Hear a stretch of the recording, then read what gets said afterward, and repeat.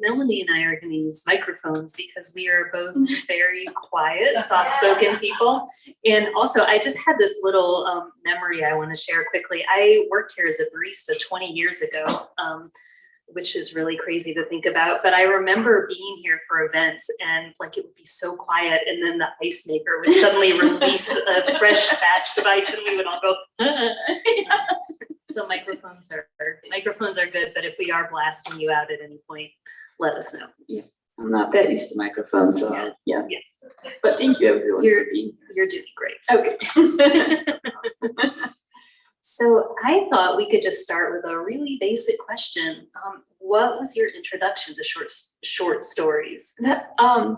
I can't, it's hard to remember a time when that wasn't my preferred form.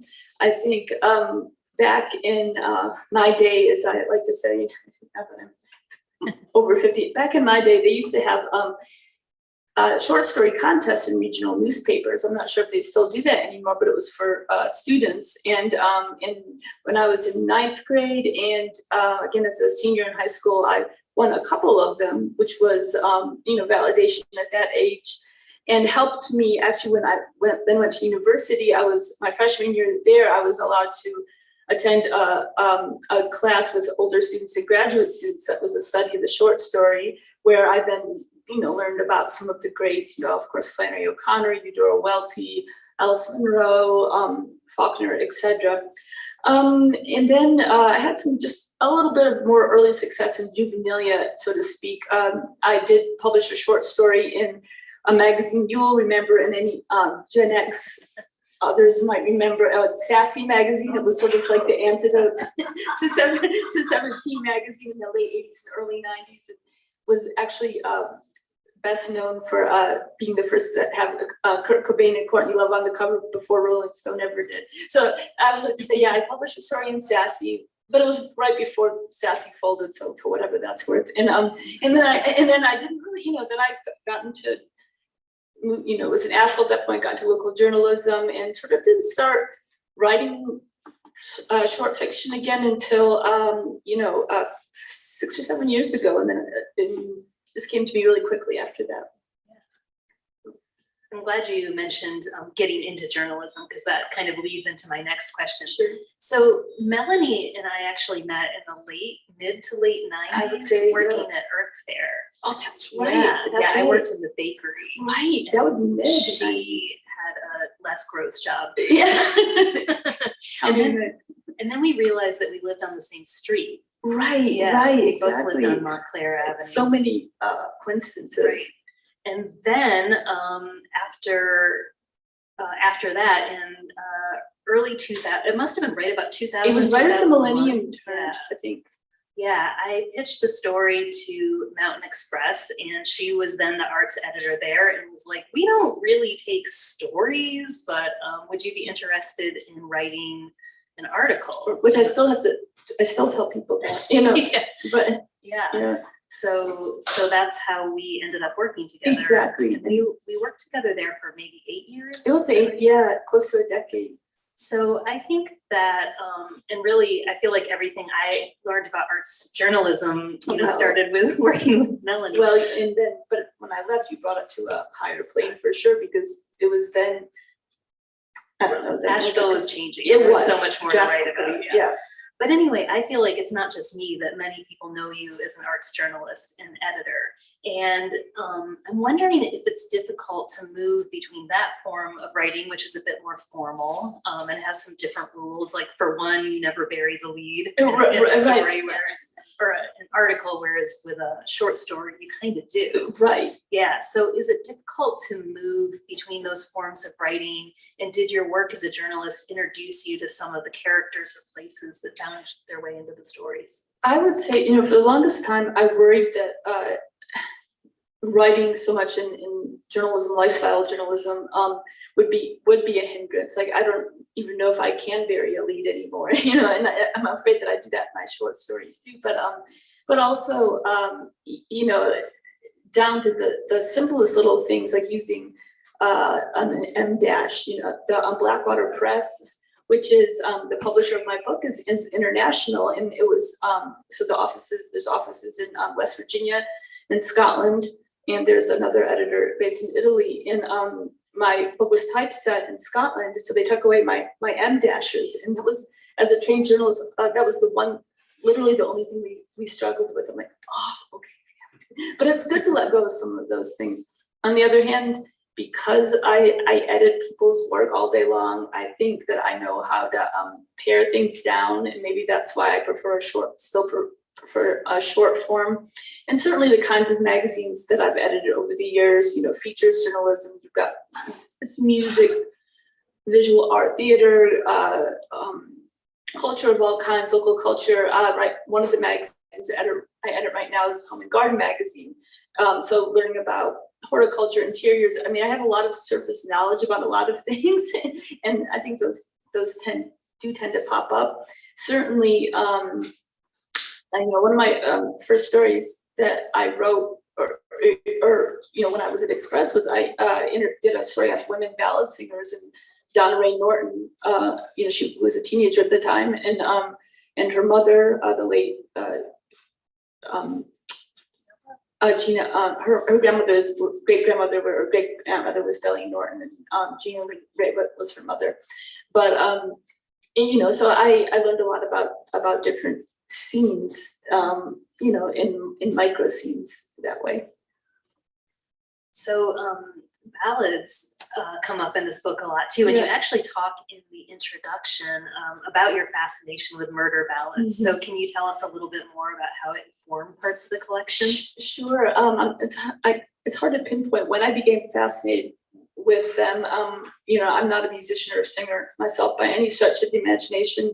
My husband, who's here, he plays old-time clawhammer, banjo, among other instruments. So I learned a lot about the scene as he was periodically in and out of that scene. And so, you know, I gained some knowledge that way. And as far as the fascination with them, I just think they're inherently fascinating, and anyone that learns about them tends to go through almost an infatuation period with them, especially if you have any kind of morbid imagination, which I've been accused of since, you know, age 8 or something. So, you know, and really, I mean, they're like short stories in a way, you know, and I don't know, they're just inherently interesting. A lot of them have that dichotomy of sort of a lilting delivery, but it's, you know, while narrating these horrible things. I don't know, I find that interesting. And I've been, you know, it's a style, the style of it appeals to me, I guess. But you know, you know, I could share a passage. Well, we'll share a passage. And this is from the title story. And just for a quick background, the Cherrystoke is a place I made up. It's it's a school of crafts, similar to John C. Campbell, perhaps. And the lead, the protagonist is a young banjo player. He also happens to be a freight hopper, which is a subculture of that old time world that I find interesting. And but he's visiting his stepsister, who is a young woman who's had a traumatic brain injury, and she's working in employee housing on Lake Glenville, which is when I first moved here, before I got into journalism, I lived in various places with resort housing for employees for these lodges, and that's a subculture in itself that I think could have its own book. But anyway, here's a little introduction to that. And when she says the bunkhouse, she's referring to this sort of drab employee housing that was on local resort lakes at this time, about 30 years ago. The bunkhouse was an ugly building on short stilts, low and gray, with a line of rooms on each side. You either faced the parking lot, a bad scene with no hope, or else you had a view of the lake. Not as good a view as the lodge guests got, but a reasonable flash in between pine trees and the musky button woods, plus a tiny deck. You could go out there after your shift and catch the breeze. The lakefront rooms seemed like the better fate at first, except as summer wore on, they got soft and sad, rotting inward from all the mildew. My brother was always talking about hopping trains, serious trains, freight trains. He had that addiction for bringing back the hobo life and all its miserable freedom. The bunkhouse was a freight car, at least it did its part to look like one. I thought it looked like a freight car, parked for good and going forever nowhere. Shad liked that. He could hear me getting better bit by bit. That sounded like the old you, he said, combined with the new. I told him that his being here would definitely get me fired and that he couldn't make any noise of any kind, including and especially playing his great love, this old banjo he had, an SS Stewart older than the lake. So I sat on my single bed in my murky lakeside room, trying to write out some rules for him on the back of an envelope. But I couldn't keep my damaged brain on that task for long, and he was tactful enough not to mention it. Everyone who mattered got hooked on the sound of his banjo anyway. He played the clawhammer style, the desperate old minor key ballads. Since he was a fugitive, he made a point of being patient with anyone who called it bluegrass and ignorance.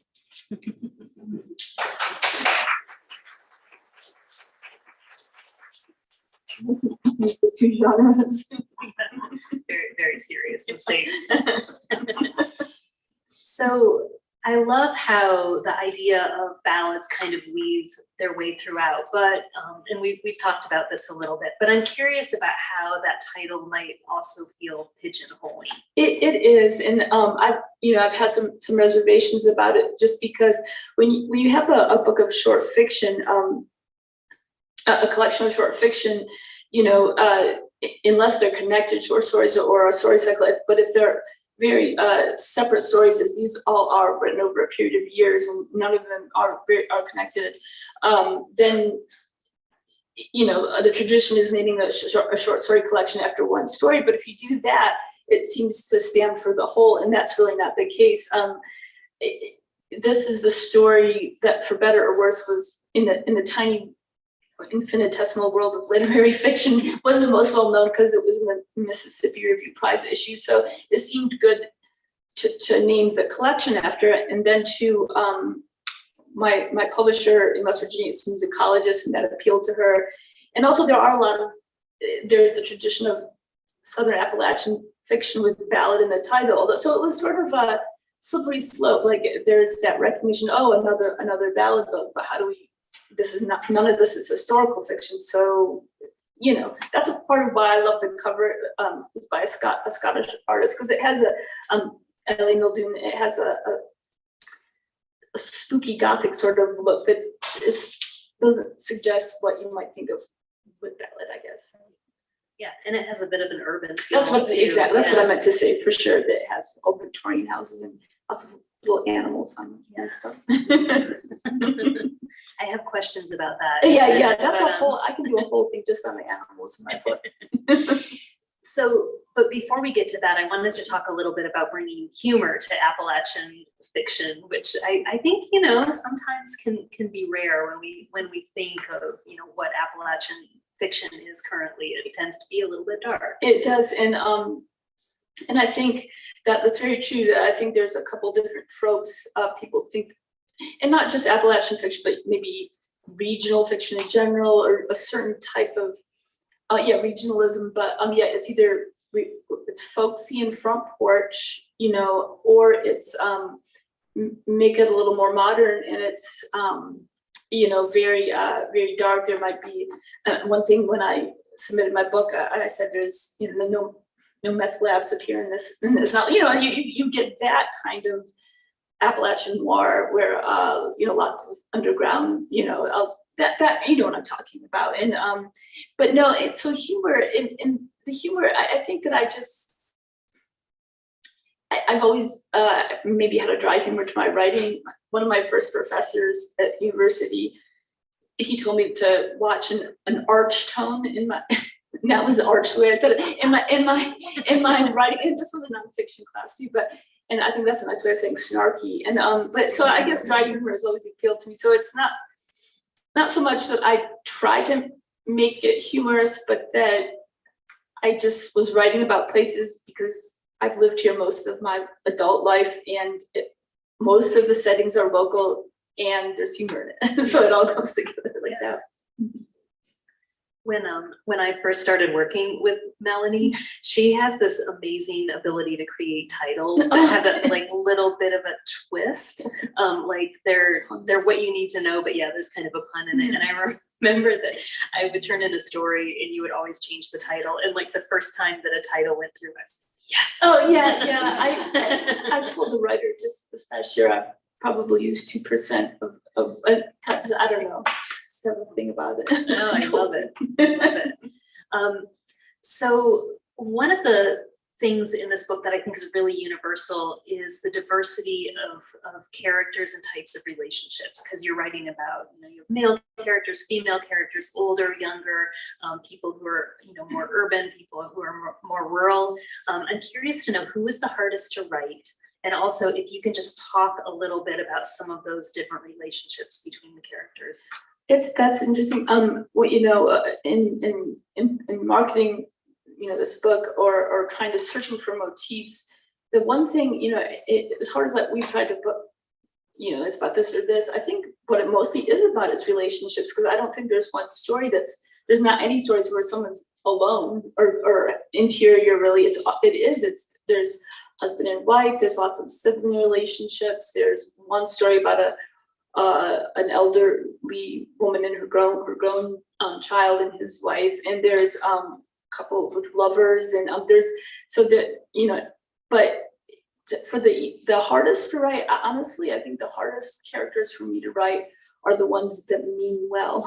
I don't trust their motives. It's hard to convince. It's hard to write a character realistically who is nice, and I don't know why I immediately want to put something darker in there, but to make it believable and not be too sentimental, to make it a nice person. There's one story about a girl living in a cabin, and she's into contra dancing, and she's a really good person, and why am I struggling with it?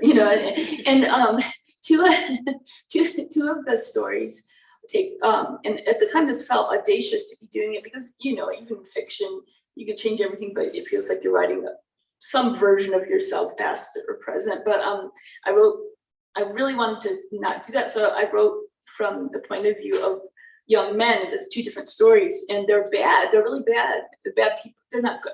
One just got out of jail, and another one is doing something shady. But it was very freeing to write those characters, and I don't know what that says about me, but those came out the easiest.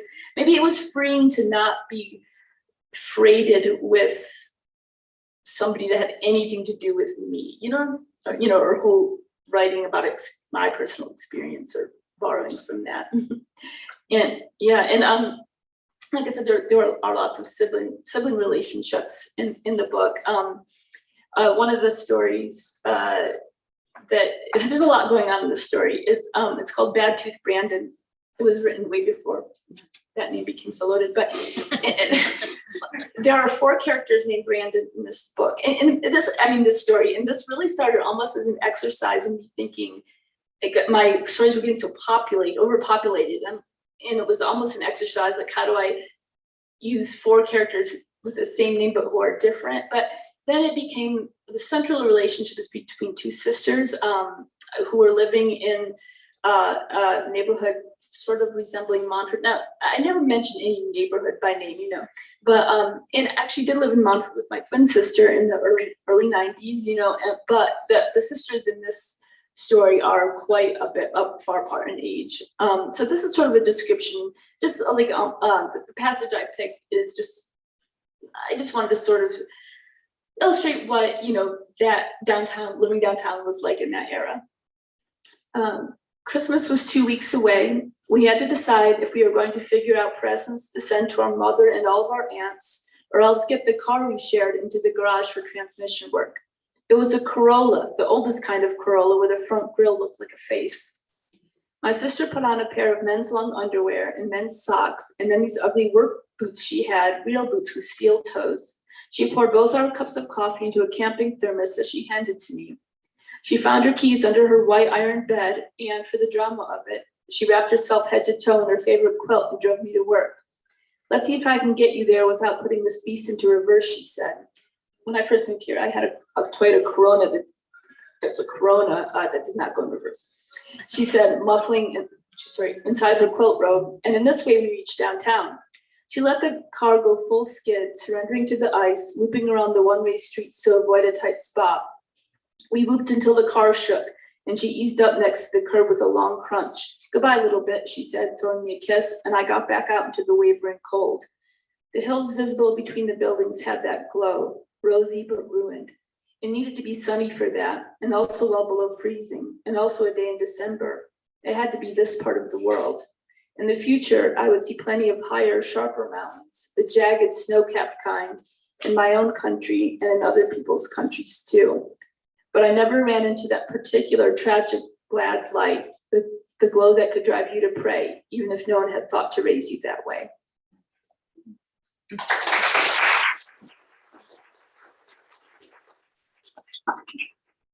I think that's such a beautiful passage. Thank you. And this whole book is full of these like delicious, like, I don't know, like fragile and also hard-edged and just lovely, lovely passages that I found myself as I was reading it, like just like I wanted to read the next story, but also I wanted to wait till tomorrow so I could still savor it. And yeah, they're just delightful.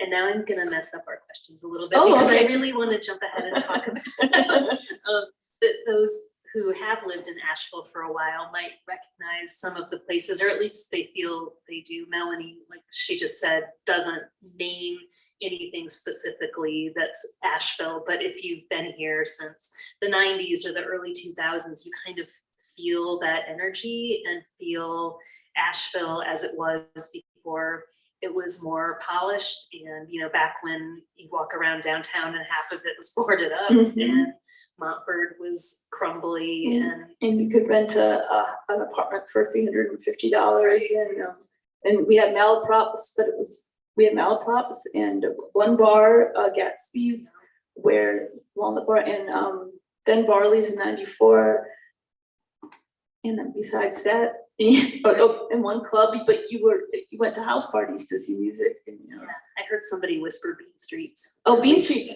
definitely. At least I imagine. Yes, of course.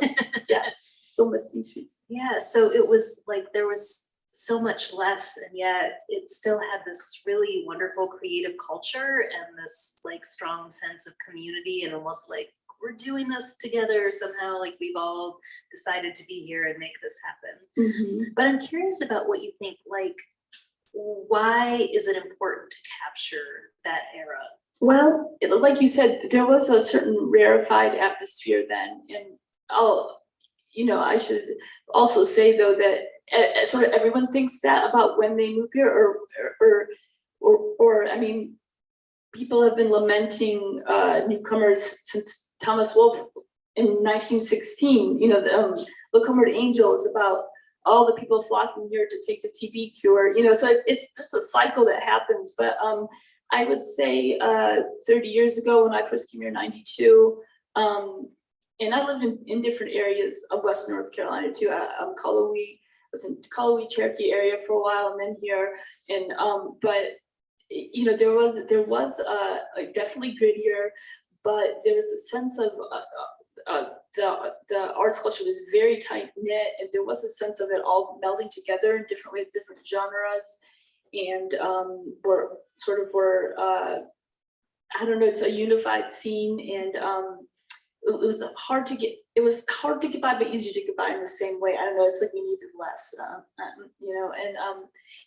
but that it just brings up a loaded question about who gets to write about a place. Like 30 years in, I think I'd like to capture, certainly Asheville has changed more, and you named 2002. I think that's a pivotal year. It's completely unrecognizable, but I mean, I'm not a native, and so someone who was born here, they may have more, think of the people who've been here 8 generations, local Native American writers. We could go really far back with this and talk a whole separate thing about who gets to write about a place, and when and how much does that mean more the longer you're here, but.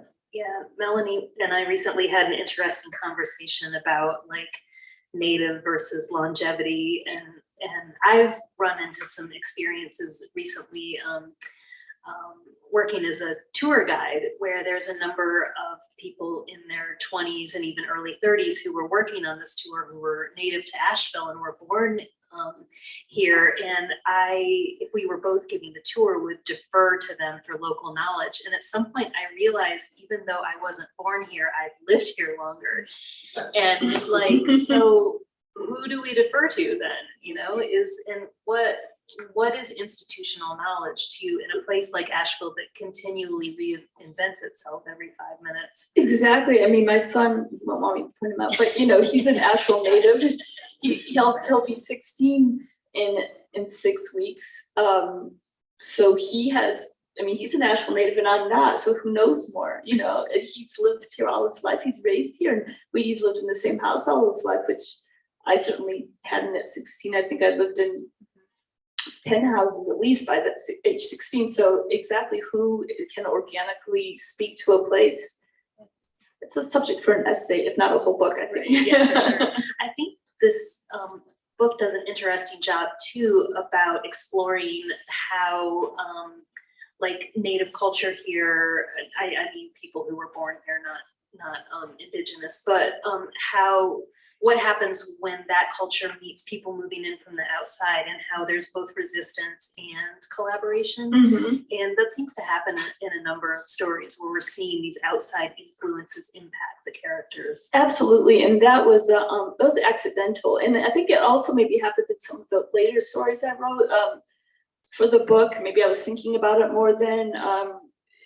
In one of my favorite story, and it seems to be a couple other people's favorite stories, and we didn't name the book after this, even though I fought for it, because it's called A Day on Saturn, and that sounds like science fiction. But in this story, an older woman who is native to the mountains, her son and daughter-in-law have decided, they long ago decamped to the big city, and they only come back when they have to, very begrudging, but they've decided that to take the shed on her property and turn it into an Airbnb.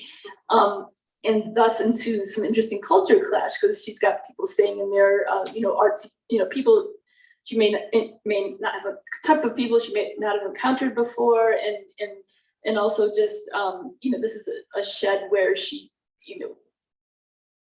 where they put their equipment. Now people are renting it and paying to see her mountain, so that and so somehow that turned into, this is about gentrification, and I don't know if it is or not, but then the most recent story that I wrote, and we'll read from, is it's one story that's sort of modern. I guess you might say it's taking place in the middle aughts, 2010 to 15. But it's called Nikki the Namer, and it's about a woman who a little older, like maybe a lot of the characters are young, but she's in her 40s maybe, and she is a gig worker. She's just trying to hang on to Asheville's a gig economy in a very particular way, and so she has a bunch of little things she does, but she has two major things, and one of them I'm not going to go into detail about here because there's minors present, but let's just say her one gig is really very particular freelance version of the oldest profession. So she's doing this shady underground thing that you'll have to read the book if you really want the lurid details. And then she's doing, but she hopes to have this other much wholesome, lucrative, interesting gig, which is being a professional baby namer, which is actually a thing. I look at nameberry a lot because I'm just sort of fascinated by naming trends, and I do it to call character names for my stories. And you can pay someone up to $75 an hour to name your children if that's not something that's on your to-do list, and it happens. And so in this book, it's the what happens when this woman meets this sort of one percenter family who she's naming their twins.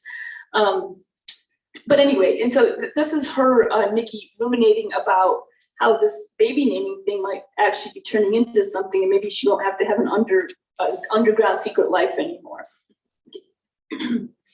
I met 9-month-old Jacoby Tristan when I was shopping for a vial of myrrh in the body care department of our city's natural foods market. Right there, stuffed thoughtfully inside an organic cotton baby sling, he looked straight into my eyes and flashed me a wizard smile. His mother chattered on about all the unique ways Jacoby had been entertaining his family since I'd named him in utero. For example, spitting out his pacifier while one or the other of his parents were driving and couldn't pause to retrieve it. He spit it out so hard it would hit the inside of the Land Rover's back windshield. I couldn't coo in the manner of accomplished sentimental people, but I winked at him, marveling at this violently beautiful being I had created. Dashiell Matthias's mother thought to text me a photo of him at 3 weeks old, wide awake and frowning, brooding about the world, a deep thinker, just as I knew he'd be when I named him. And it was easy to keep tabs on Darcy Sagroon, a dainty baby born to a public life. Her parents had a profitable business turning well-to-do breast cancer survivors into adventuresses. They sold these women trips to Iceland, where they mounted them on shaggy Icelandic horses and trotted them up and down black sand beaches for a spell of 2 weeks. The riders were encouraged to post daily updates about their gratitude. Darcy Sagroon's parents were too dedicated to let a baby interfere with this brilliant life, so they merely brought her along with them as though nothing out of the way had occurred by her being born. In the ersatz pulse of an Instagram photo, festively arrayed in a Fair Isle sweater and matching beanie, my girl pursed her mouth around a spoonful of Icelandic skyr and appeared to be safe in her element. It was futile to hope. By now I knew better, but didn't great skill secure its own dividends? When all of these babies, these expressive wee animals who owed me the first spell of their lives, their own fledgling selfhoods, began showing up in real time, snug inside themselves and growing and thriving, I started daydreaming that the naming gig alone might support me and I could give up the other thing.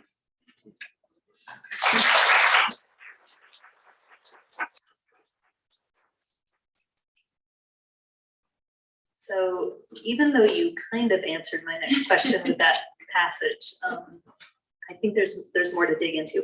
I'm really interested in, like, when we think of Appalachian noir, which I consider this collection to be, at least, on some level, we tend to think of books by, Ron Rash or Wiley Cash or David Joy, and that are set in the early 20th century or late 19th century. And, if there's not like war and sort of like battles between clans, there's meth and opiates. And I don't know. I mean, it feels like in some ways it's kind of stuck in a dark place. I guess it is Appalachian noir, but at the same time, I'm curious about how that genre can expand and extend into present day when all of Appalachia is going through so much change and growth and so much influx of new people and new ideas, and just like the opening of the world, that we're no longer an isolated region. So absolutely. And when that term has been applied to the book, and I'm both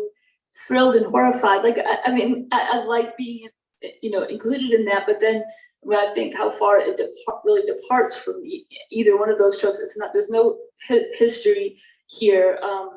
When you think of the most famous ballad novels, like Sharon McCrum's ballad novels that they're talking about, they're taking a specific murder ballad or real, scenes that happen, historical settings, and making that the focus. And mine just have, there's certainly violence, there's some drug sex, and all that stuff happens in this book, but not every story, but most of, there's darkness for sure, but it's almost incidental. There's noir. I like to think that I'm trying to find it in different kinds of places. There's one of the stories is about a sort of a May-December romance, and so that's the main idea of the story. But then it talks about a ballad, and I'm making up ballads too, which is I'm not sure who I think I am, but I made up a whole historical ballad that goes parallel to the main piece. And there's a story that's dark because two young girls, friends that live on a farm, make a voodoo doll of their neighbor. But my sister and I really did that. So there is noirness, noirity, but I guess my settings are different. That I'm interested in what certainly the title story, and there's other stories that talk about that interesting the townie versus visitor dynamic, if you will, especially of all these resort place, like I mentioned, I lived at Pisgah in employee housing, like Glenville employee housing. This was all early 90s. There was a certain scene going on, and that used to be all over here. That hasn't even really been discussed, much in books. But there's certainly no end of fertile ground for noir. Yeah. Most of the stories in the collection are set in the South, but at least one is set in upstate New York. I think it's worth talking about that because that's where you grew up in Western New York. Do you see similarities between where you grew up and here? Not really. I think that thinking about the difference between North versus South, that story is very rural where I grew up, where my sister and I grew up. I always use this, as an example of how rural it was. The town that's our hometown has 3 times as many cows as people, and that's true. There's this big dairy area, 5,000 cows, 2,000, 1,000 to 2,000 people, 15 miles from the nearest grocery store, that sort of thing. So I think, in fact, when I was discussing with my editor publisher about the story, and I said, this is just a rural story. This is not a northern story. It's not a southern story. It's just rural. And, there's only one thing that places it in rural dairyland, Western New York, and that's the kind of grapes that are on the property.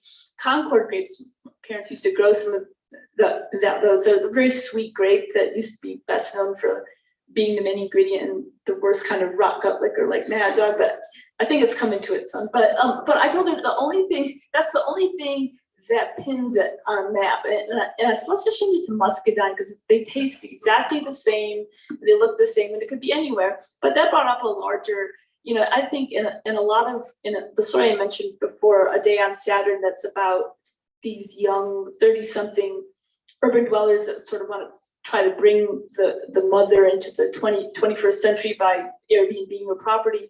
I said that, I think it just makes me uncomfortable to go there versus South versus Northern. It's, to me, in a regionalism, it's more about country, urban versus rural. And that clash takes place in a lot of the stories, and that is everywhere, that every state in the Union, you could say the conflicts inherent in the country versus village, country versus city. That's even more so than it being in Appalachia, I think. I never mentioned, I think I might mention the Blue Ridge Parkway a couple times. Asheville's never mentioned, and I have a current, modern short story, contemporary short story writer, is a favorite of mine, Otessa Moshfegh, who got so tired of regionalism that she places all her novels and her short stories. She just wants to focus on the characters, and even her towns are called things like Xville, and that was an interesting idea, just. It does seem like by doing that, though, I mean, at least in these stories, and I think often in short stories, place is its own kind of character. Yes, that's true. I mean, I don't know if you remember this from reviewing albums so many years ago, but I felt like that even with albums, like how where a musician decided to record would like become its own like flavor, or almost like a member of the band. And I feel like it's so important in writing. That's true. I mean, you can be anti-regionalism as an experiment, but still, of course, the best writing, the best music does evoke a sense of place. I think, every summer I reread Eudora Welty's Golden Apples, which is a lesser known story cycle of hers. Those stories are never anthologized, but it's about rural Mississippi, and it's the most resonant thing I've ever read. And certainly, if you want atmosphere, if you want resonance, you have to put it somewhere.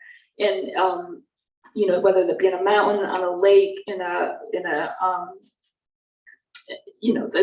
different a crumbling Victorian house in Montford that used to be a boarding house and now is a B&B. Yeah, I say that, but I'm sick of regionalism. Ugh. But really, it's hard to escape. And I've been here all my life. This is the biggest town I've ever lived in. So, I mean, I've been here most of my life, really. So that's what I'm writing about. So are we at Questions? Yeah, okay. Well, we are going to take a few questions now. Thank you so much for Thank talking you. about the book. That was so Thank you. fun. Thank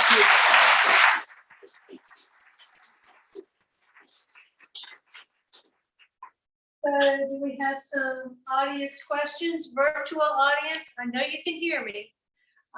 Put it in the chat. You can send us an email at virtualqa.com or post it in the chat. We do have a virtual question, but I'd love to start with some live questions. Yes. Will you let your son read your book? Oh, thank you. This is a question from one of my son's friends. I would say that about 30%, I'm looking at my husband, about 30% of the book might be suitable for children. So I'd have to earmark stories. There's one that could arguably be a YA story, but there's the first two, I mean, not to censor our young or anything, but you know, some of them are pretty rough. So in pieces. In pieces, portions. yeah, exactly. I don't know how that works, like read this, but don't go near that, like that's gonna work, but yeah. Probably not. You should redact the book. Yeah, exactly, yeah. That'll be next. The redacted version, yes. CIA. Yes. Trove of documents. Other questions from the audience? Yes. So I was interested in how some of your characters evolved, or like how did they come to you? You know, some of them, I think a lot of the stories, you know, like what you said, that it was a place that came first, or wanting to capture a certain scene. Like, you know, no one's written about employee housing. I don't know why I keep fixated on that. I should look at some of the other stories, or like I said, one of my stories started as an exercise to myself that could I differentiate between four characters with the same name, and then they took on a life of their own. In one of the stories, the one that was in Chattahoochee Review, I mean, you know, what fiction writer doesn't have some real life stuff in their book? There was when my son was much younger, there was a field trip, and where the bus got lost on the Blue Ridge Parkway because someone insisted on using their GPS when it doesn't work on the Blue Ridge Parkway. You know, the whole story evolved out of that did turn out to be about, I don't know, newcomers versus you know, that whole thing. You know, I might want to pay tribute to someone I used to know, like the girl in the title story who has a brain injury.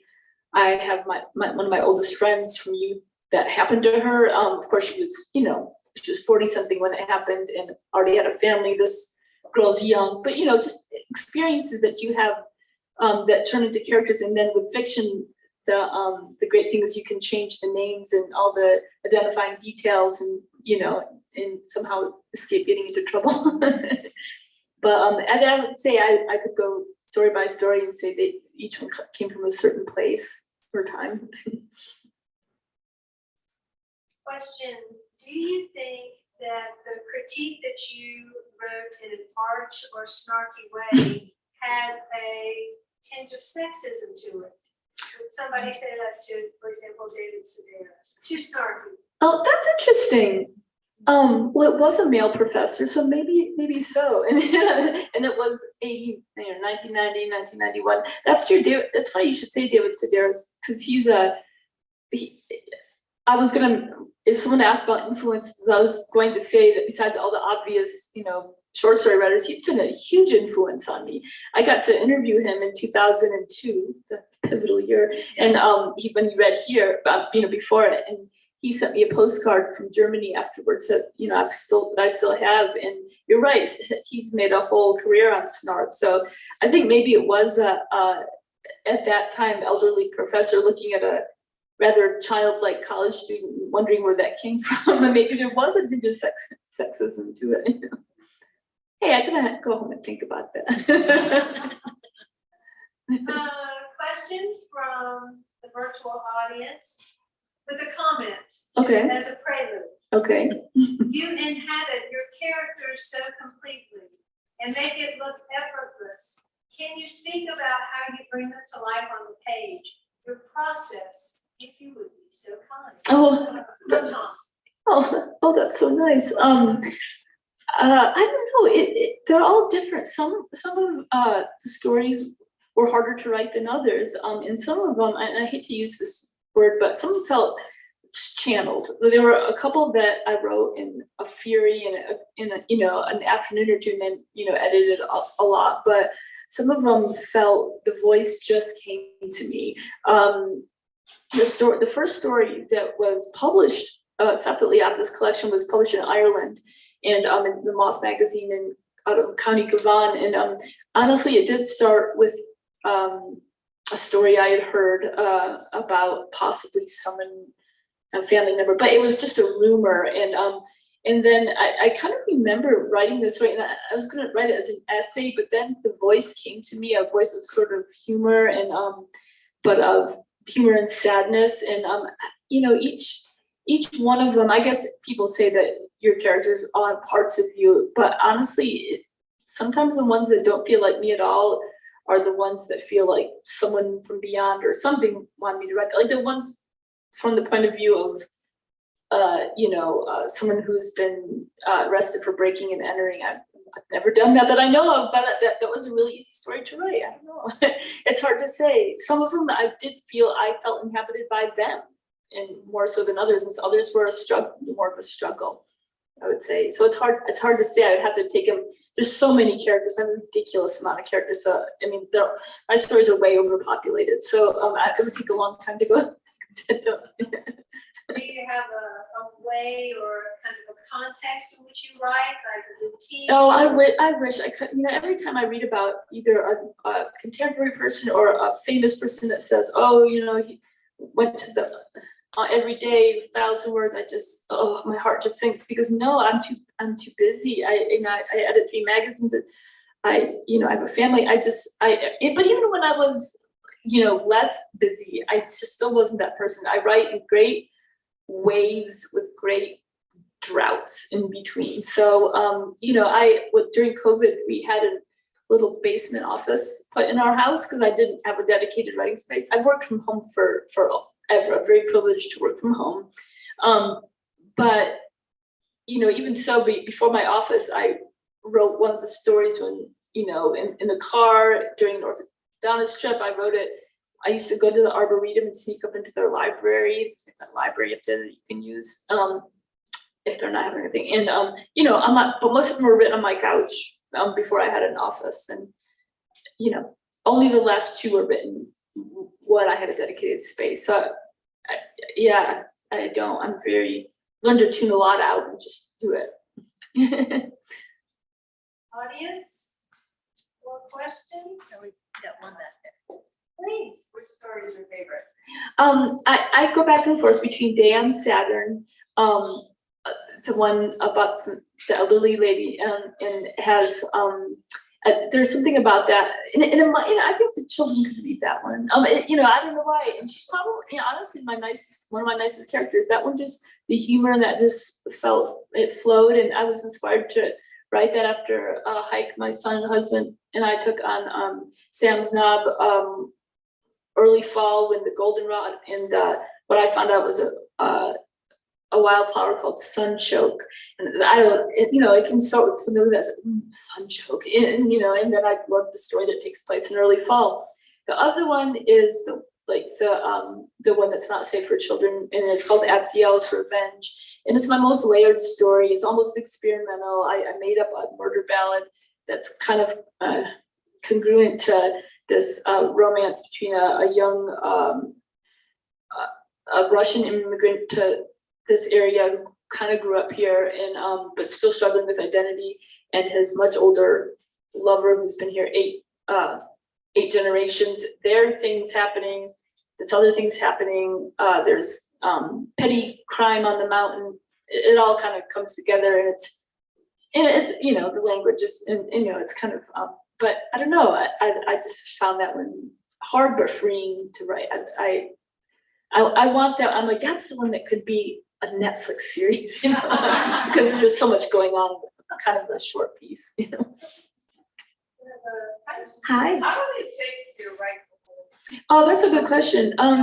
You know, it's funny. I started, I think, it was maybe around late 2015 or early 2016, where I don't know what occurred at that time, but I just had more energy than I do now. It was almost like a surge of adrenaline that lasted a few years, and I'm like, you know, short fiction was my original dream. I put it aside for decades now, and I had no thought of turning it into a book because that would be way overwhelming. I wrote one or two and started sending them out, and had no luck with that for a couple of years. You know, it's hard, and then I got even busier and started editing the third magazine I do, and then I kind of had an attitude about like, I'm going to shoehorn every free second I have into doing what I want because I now have to do this other thing.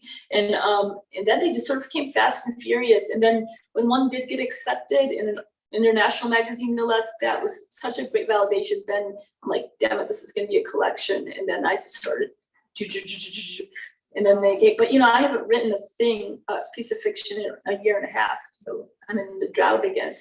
People ask me about my next book, and I'm like, something's got to give, you know, just not happening until something else, you know, a break somewhere else. Right. Hi, Jim. Old Asheville right here too, yeah. but silver for a long time. Yeah. You have so many well-crafted sentences Thank in you. this book, and I wonder if they just come naturally. Well, thank you for saying that. It's so hard because I wish I was more in tune with my process to know. Certainly, I guess, you know, having, it's such trite advice to write it, but like having just read a lot ever since I was 4 or whatever, and writing a lot, editing a lot, and I guess I just that making, you know, I'm encountering writing every day, even if I'm just editing it. So I guess, you know, I read, so I have to read things to edit them. I just know what I like and what I don't like. So I guess once I found what I felt was more of an authentic voice, it did kind of flow out, maybe because that fictional voice had been suppressed for a long time. So it did seem like it came pretty fast once I got down to the business of it. You mentioned the M- conflict. Yeah. And I'm curious, number one, did they substitute with ellipses? Did it go Oh, with a comma? it And then, did. or did you rewrite it? And were there any other editorial conflicts that were? There weren't, and I know that my publishers are watching this right now. I have 3 editors, so, but there really weren't. That was the only one. They did an M-, and to me that looks like a hyphen, and it still does. But I think that only people who are trained in, you know, AP style or whatever see that and think that the M- is the most important thing in the world, and most people just, their eyes just register it. But there weren't any just very minor things about what to name it, and you know, it was so complete by I mean, I'm an obsessive rewriter, so it was very complete by the time I gave it to them, and there was no rewriting. The business of marketing it and all that was way more time consuming. That the editorial process was as smooth as it could be. So yeah, I'm glad to say. Other questions? So you've already answered what's next, and you said you're in the fallow. Yes, exactly. And the doldrums. No, I don't know. That's a very good question. I surely a novel would be next. I don't know. I'd like to maybe sometime go to one of those writers' retreats where you don't actually have to go to workshops, but now they have true writers' retreats where you could just be alone for 6 weeks or 2 weeks to 6 weeks. Maybe someday in the next couple of years, I can see myself doing something like that and banging something out with a reprieve of time. But right now, I don't know, it's just a different phase of life, you know. Well, you can, did you have a question? I just have fears. Do you have a memory of when you first thought of yourself as having to share a story, like a storyteller or writer, like as a young age. Yeah, And like any advice you have for like elementary school or high school, kids on how to, 'cause so many kids now are like when we were growing, well, anyway, let me just stop. oh no, you're Like I'm trying to, I'm as a person who's raising kids, I'm having a conflict in myself of like these great living books, and that's really important for them to read. Yeah. And then they're in a digital age. Mm-hmm. And so I'm having to reframe myself to understand like what would create a good writer. Now, so 2 different questions. It's kind of like, when did you tap into that? Like, when did you need, because you clearly like have this gift of sharing. Oh, thank you. And like, when did you tap into that? And like, any advice you would give if it was a young person, if you were young, like 4th grade or something, like what would you give that same age person advice? That's an interesting question. I think that because I'm like in school, I always performed above grade verbally, and but that's it. I mean, I was very much a one-trick pony, and so once your teachers see that you can do that, then they call you a writer, and then put you a gold star, and then all of a sudden you're writing people over your head. And the trouble with that is that I think that your writing can become performative, which mine was for many years. I was pleasing my teachers by writing about nice subjects they wanted to hear about in big flowery language that would impress them with the longest words. And I couldn't shake that for most of my adult life. And I think that and also that's a very good point. I think that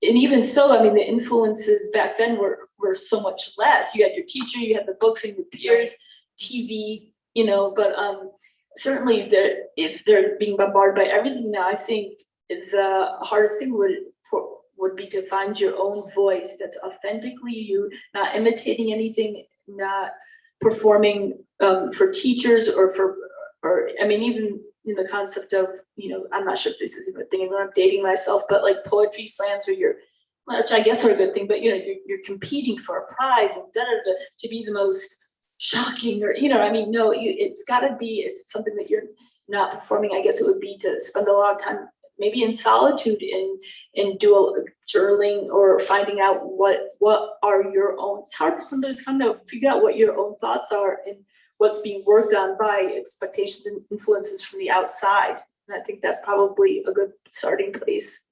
Which is even more complicated in some ways. It's still complicated. Of course. You don't just have the teacher. You've got this whole world. Exactly. Amazing. You've got everyone in the world. Every kid is a storyteller, right? Any of us who've had kids, like they tell stories. Oh, there's a wonderful stories. And you want to share that. Yeah, and then something happens at some point. Exactly. It really does. It really does. I think that podcasting is kind of like a more multi-dimensional, multimedia Very kind good of point. form of storytelling. Yeah. And also, I think talking through a story can help a person become a writer. You mentioned not Ira Glass, David Sedaris. Yeah. I think of them together. Oh, yeah. But anyway, I think This American Life was really influential for so many of us. It really was.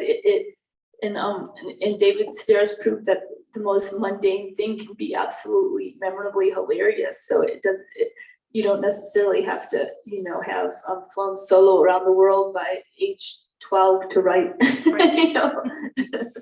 Well, we want to thank you so much, Melanie. Congratulations. Thank you so much.